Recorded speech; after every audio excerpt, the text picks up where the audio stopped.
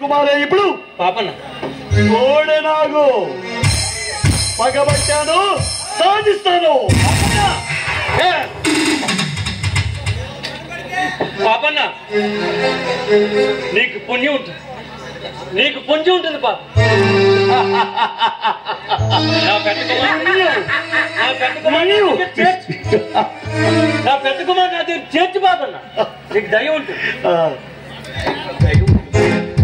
నేను నీకు ఇంతకన్నా ఆ రోజు కాళ్ళు పట్టుకొని మరీ ప్రాధాన్యపడ్డానే. పాపన్న ఏ మాత్రమైనా కనికరం చూపించావా భూపతి? లేదే. ఇది కూడా అంతే. పాపన్న నీకేం కావాలన్నా ఇస్తాను పాపన్న. ఏం కావాలన్నా ఇస్తావా? ఇస్తాను పాపన్న, నీకేం కావాలన్నా ఇస్తాను. కానీ నా పెద్ద కుమార్ అనిల్కి మాత్రం నా దగ్గర చేర్చి పాపన్న, నీకు పుణ్యం ఉంటుంది. నా సర్వస్వం, నా ప్రాణాలైనా జారిపోస్తాను పాప. పనికి మాలిన నీ ప్రాణాలు ఎవడికి కావాలరా? పాపన్న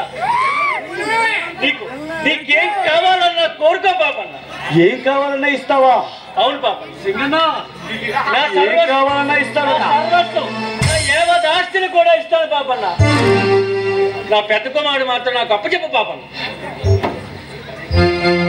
నీ కర్కసత్వానికి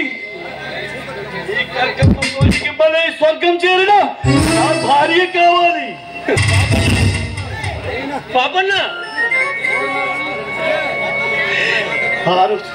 ఆ రోజు జరిగిన దారుణ మారణ హింసాకాండలో పోగొట్టు